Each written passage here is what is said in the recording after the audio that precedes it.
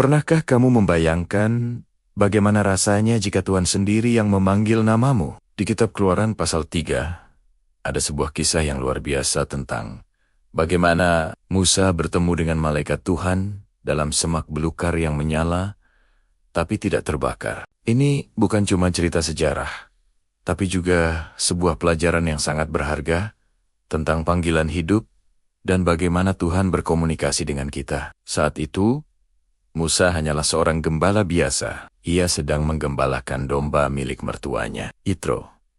Dia sama sekali tidak menyangka bahwa perjalanannya ke Gunung Horeb hari itu akan mengubah hidupnya untuk selamanya. Di tengah kesibukannya menjaga domba, Musa melihat sesuatu yang sangat aneh. Sebuah semak belukar yang terbakar hebat. Tapi anehnya, semak itu tidak hangus sedikit pun. Ini bukanlah fenomena alam biasa, teman-teman. Ini adalah cara Tuhan untuk menarik perhatian Musa.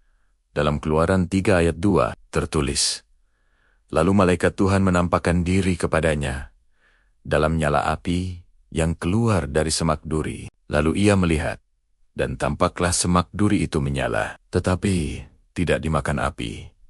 Sekarang, mari kita lihat lebih dalam. Dalam bahasa Ibraninya, frasa menampakkan diri menggunakan kata ye. Kata ini bukan sekadar berarti muncul atau keluar, tapi lebih dalam maknanya, yaitu menunjukkan diri supaya bisa diakses. Kata ini sering digunakan untuk makhluk surgawi atau Tuhan sendiri. Jadi, ini adalah petunjuk awal bahwa ini bukan penampakan biasa. Kemudian, frasa dalam nyala api atau BL, B secara harfiah, berarti dalam kobaran api yang menyala. Nah, disinilah letak salah satu misteri terbesar dalam Alkitab. Siapakah sebenarnya malaikat Tuhan ini? Gereja mula-mula punya keyakinan kuat bahwa malaikat Tuhan ini adalah penampakan diri Kristus sebelum ia lahir ke dunia sebagai manusia. Ini disebut Sofani. Klaim ini diperkuat oleh ayat lain, yaitu Keluaran 23 ayat 20 sampai ke 21. Di sana Tuhan berfirman, "Sesungguhnya aku mengutus seorang malaikat berjalan di depanmu. Jagalah dirimu di hadapannya, sebab pelanggaranmu tidak akan diampuninya, sebab namaku ada di dalam dia." Perhatikan kalimat terakhir, sebab namaku ada di dalam dia. Dalam bahasa aslinya, K-E-M-E-B-K-B-O.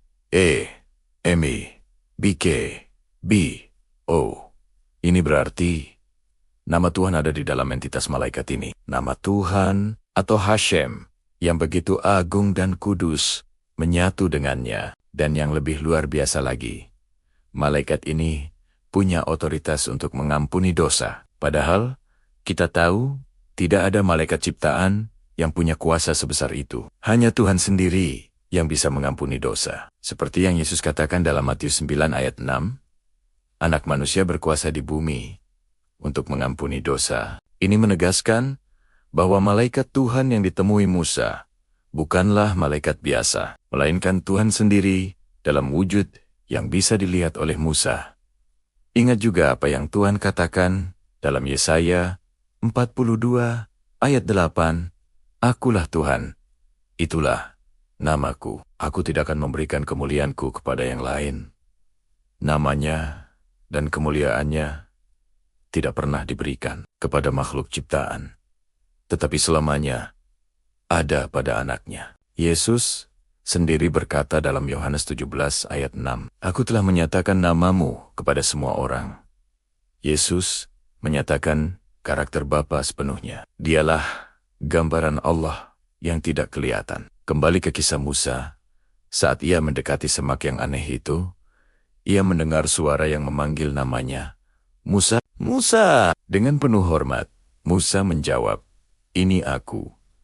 Tuhan kemudian memintanya melepaskan kasutnya, karena tempat itu adalah tanah yang kudus. Di sanalah Tuhan menyatakan rencana Besornaya untuk membebaskan bangsa Israel dari perbudakan di Mesir, dan Musa dipilih untuk menjadi pemimpinnya. Awalnya Musa merasa sangat tidak layak. Ia ragu dan mengajukan berbagai alasan. Tapi Tuhan meyakinkannya bahwa dia akan selalu menyertai setiap langkahnya. Kisah Musa dan semak belukar yang menyala ini adalah pengingat yang kuat bagi kita semua. Tuhan selalu hadir dan rindu berbicara kepada kita. Mungkin kita sering merasa tidak mampu atau ragu dengan panggilan Dia dalam hidup kita. Tapi sama seperti Musa, kita hanya perlu percaya bahwa Tuhan yang memanggil adalah Tuhan yang juga akan menyertai dan memberi kekuatan. Siapa tahu di sekitar kita saat ini